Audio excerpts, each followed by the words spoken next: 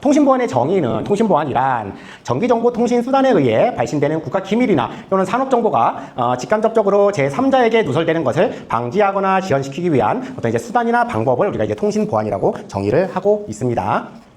이 통신보안의 목적은요, 일단 우리 국가 기밀이나 산업정보, 이런 정보들에 대해서 누설을 할 수 있는 가능성을 사전에 제거하거나 또는 이제 누설 자체를 최소화할 수 있는 방법을 이제 고민하는 것이 되겠고요. 그리고 설령 누설이 됐다 하더라도 그렇게 수집된 정보를 알아내는, 이제 정보를 분석할 수 있는 그거를 이제 지원할 수 있는 방법을 이제 고민하는 그런 것이 이제 통신보안의 목적이 되겠습니다. 이제 정보 분석을 지원하는 방법에 대해서는 예를 들어서 비화기나 어떤 이제 암호기 같은 이런 보안 장비를 사용한다든지 아니면 암호나 약호 같은 이제 보안 자재를 사용한다든지 하는 이런 방법이 있겠습니다. 여기서 좀 잘 보셔야 될 거는 이제 이 정보 분석을 지원할 수 있도록 하는 어떤 장치들은 보안 장비라고 표현을 하고요. 이제 우리가 어떤 이제 자료로서 활용할 수 있는 암호나 약호 같은 이제 이런 것들은 보안 자재라고 표현을 하겠습니다. 자, 통신보안의 필요성은요, 통신보안이 왜 필요한가? 일단 금방도 얘기했듯이 어떤 이제 비밀이 누설될 수 있는 이런 가능성이 늘어났어요. 비밀이 누설될 수 있는 방법이 늘어났고, 그리고 정보 제공의 원천이 너무나 많아졌어요. 그리고 정보 수집을 위한 어떤 이제 도청 능력이 향상이 됐습니다. 과거에는 이제 전화를 이제 도청을 한다든지 이런 방법만 있었다 그러면은 지금은 이제 무선 통신을 많이 사용하다 보니까 무선 통신을 이제 도청을 한다든지 또는 뭐 우리 인터넷 같은 경우 보면은 이제 데이터를 이제 누설시켜가지고 그거를 풀어내서 알아내는 그런 방법도 있을 것이고요. 해킹 같은 거. 예. 그리고 통신의 신속화, 간편함. 통신이 굉장히 간편해졌어요. 우리나라도 그렇고 전 세계적으로. 그리고 시대가 바뀌면서 어떤 이제 보안 의식이 많이 이제 퇴색된 부분, 그리고 보안 사고 요인이 증가한 부분이 있기 때문에 우리가 이제 통신 보안이 필요하다라고 할 수 있겠습니다.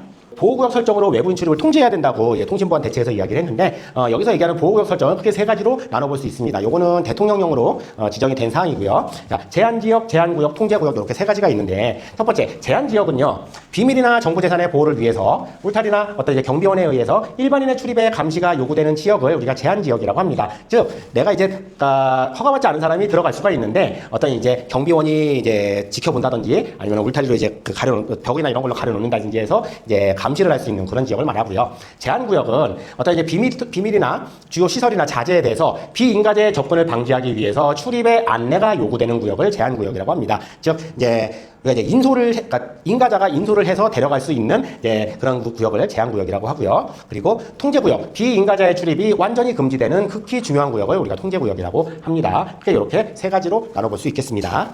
그래서 이제 보통 뭐 비밀 1급이라고 그러면은 통제구역, 2급이 제한구역, 3급이 제한지역 이런 식으로 나눠져요. 과거에 그렇게 불렀지만 지금 이렇게 부르고 있습니다. 자, 전파통신의 전파에 대해서 보겠습니다. 요게 앞에 나와 있는 요 전파라는 글자하고 뒤에 전파하고 뜻이 전혀 다릅니다. 앞에는 전기의 파장을 이야기하는 것이고 뒤에는 이 전기의 파장이 퍼지는 것을 이야기를 하는 거예요. 그래서 이제 전파의 종류별로 이 특성을 이야기를 하고 있습니다. 먼저 장파에 대해서 좀 먼저 볼게요. 장파, 로우 프리퀀시입니다. LF라고도 하고요. 낮은 주파수로 지표파에서 전파가 되기 때문에 추야 계절의 변화가 거의 없고 원거리 통신에 적합하며 주간보다 야간이 여름철보다 겨울철에 더 유리하다는 특성이 있고요. 중파, MF, 미디엄 프리퀀시라고 하고요. 우리 AM 라디오 있잖아요. AM 라디오가 이 중파에 속합니다. 중파도 마찬가지로 지표파에 의해서 전파가 됐기 때문에 어떤 이제 대지, 땅에 의한 감소의 영향이 장파보다 심한데 다만 이제 야간에는 전리층에서 반사가 되기 때문에 야간과 겨울철에 전파 상태가 양호합니다. 단파, 3에서 30메가까지의 범위예요. 단파는 적은 전력으로도 원거리 통신이 가능하므로 토청이 가장 유리하고 주간과 여름철에는 높은 주파수를, 야간과 겨울철에는 낮은 주파수를 많이 사용을 합니다. 자, 요거에 대해서 좀 특성을 좀 말씀을 드릴게요. 어제 이제 우리 KRB 강사님이 얘기를 하셨는지 모르겠습니다만은 이게 지구입니다. 우리 지구 지표면이고요. 우리 지표면에서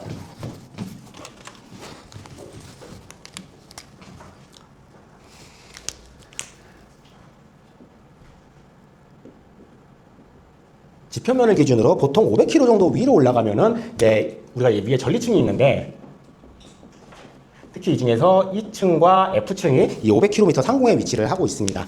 얘네들의 특성이 이제 뭐냐면은 이 장파, 중파, 단파에 대해서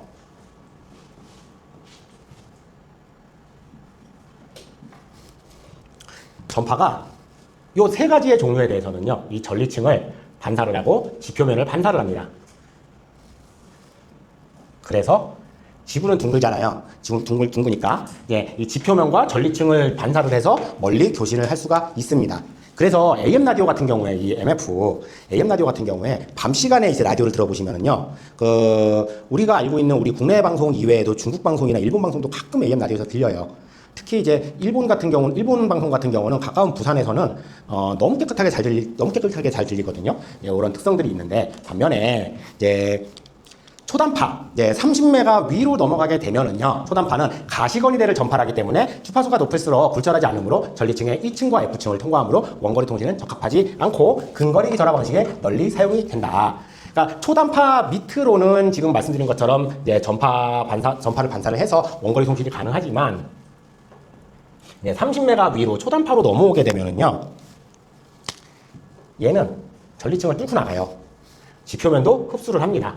그래서 가까운 거리밖에 교시 통신을 할 수가 없어요. 이런 특성이 있습니다. 극초단파도 마찬가지입니다. 가장 높은 주파수대로 고정 업무나 이동통신, 와이파이나 마이크로웨이브에 이렇게 사용이 되고 있습니다만, 우리가 이제 요 UHF 때에서 사용하는 것들이 굉장히 많이 있어요. 우리 주변에. 가장 쉬운 예로 우리가 가지고 있는 와이파이나 블루투스, 그리고 이제 뭐 식당에서 아줌마들이 쓰는 요 무전기도 그렇고, 그리고 우리가 이제 뭐 자동차 리모컨 이런 것들도 다 이 UHF에 해당하는 주파수를 사용을 하고 있습니다만, 이제 얘네들 같은 경우는 이제 보안도가 높다고 얘기를 하는 이유는, 첫 번째, 가까운 거리에서만 되기 때문에, 그리고 두 번째는 각각이 가지고 있는 기술들이, 각각의 기술들이 가지고 있는 암호화 기술 때문에 보안도가 높은 것이지, 기본적으로 모든 무선 통신은요, 가장 취약성이 많은 통신 방식이라는 점을 기억을 해주셔야 할 것입니다. 통신 보안의 생활화, 우선국 운용 시의 주의사항입니다. 반드시 교신 내용은요, 필요한 사항만을 간단 명료하게 교신하셔야 되고, 보안을 요하는 사항은 절대로 교신하지 않도록 해야 되고요. 잡담이나 무의식 중에 어떤 기밀사항이 누설되지 않도록 주의를 하셔야 되고, 교신 내용은 항상 3자에게 도청 중이라는 것을 생각을 하시고 통신 보안에 대한 경각심을 가지셔야 할 것입니다. 특히 제가 앞에서도 말씀드렸지만 동일 주파수에 동일 전파 형식을 사용하는 수신기나 전송 수신기가 있다면 누구나 우리 교신의 내용을 들을 수가 있어요. 불법 선파 설비 사용 금지, 출력 증폭기를 설치한다든지, 허가받지 않은 주파수나 임의의 호출 명칭을 사용한다든지, 아마추어용 기기의 주파수를 확장해서 다른 통신을 도청하거나 통신한다든지, 또는 이제 적합성 평가, 이제 과거에는 형식 검증이나 전파 인증이라고 그랬고요. 이런 거를 받지 않은 장비를 사용해서 스퓨리어스, 이제 불효 전파를 만들어낼 수가 있습니다. 그리고 기타 이제 허가장의 기재사항을 무단으로 변경하는 등의 행위를 했을 때는 3년 이하의 징역, 3천만 원 이하의 벌금형에 처할 수가 있다는 점 반드시 기억해 주시고요.